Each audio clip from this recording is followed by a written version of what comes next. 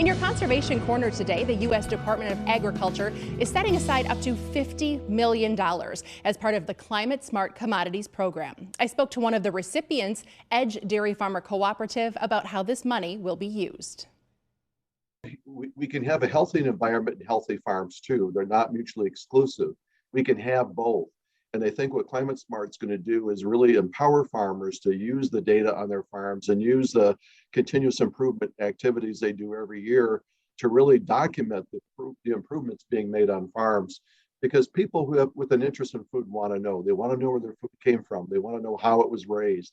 In the past days, you would think that's a little scary. You know, we don't want everybody knowing everything we do, but we have nothing to hide. I mean, dairy is such a sustainable and such a wholesome and nutritious food source, but also the way it's raised is the same way.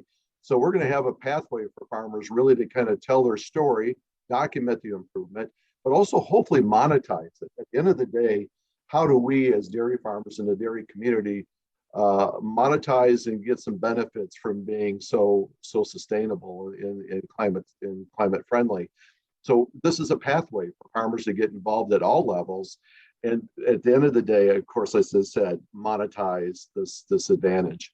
Because again, we have a lot to be proud of. We have a lot to tout. And I think that's a great way to leverage ourselves in the marketplace today. The funds from this grant will be used to accelerate projects. It's not prescriptive. We're not going to tell farmers you have to do this. Every farmer is going to have that opportunity to kind of talk about what they want to do. And where I think we'll come in for Edge and for Farmers for Sustainable Food is to give them the tools they need to succeed. And also give them the documentation that's important that they can go to their processor, because their processors are getting all these same questions from their customers like Nestle, Hershey's, and some of the big CPG companies. They all want to know what's so special about your cheese plant and your milk shed.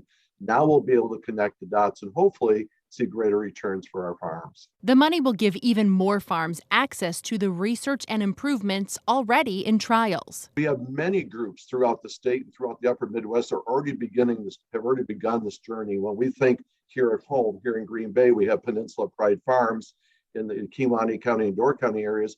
They've already begun their journey. So I think just working with some of the established groups, we have them in Sheboygan, we have them in Willamette County, Lafayette. I mean, throughout the state, we have groups that have already started. And I think we're over 250 farmers are involved with sharing information about their farms and being involved in these projects. So you don't have to look too far from home to find a way to get involved. But again, I would say reach out to those groups, reach out to us, or talk to your processor. Giving farmers a pathway to share their story and the potential to make lasting change. But the key for everything is farmer involvement. Get involved in local politics, get involved in state politics, get involved in national politics. We need their involvement. We're a shrinking demographic. So it's important that we work together to really formulate those policies and be able to leverage and communicate those policies to policymakers. But again, it starts at home, it starts at the local level. So we don't want to miss that step. The initiative goes beyond dairy to involve other commodities. You can see a full list of partners in this project online at wearegreenbay.com. Head to the Midwest Farm section. You'll find it under the News tab.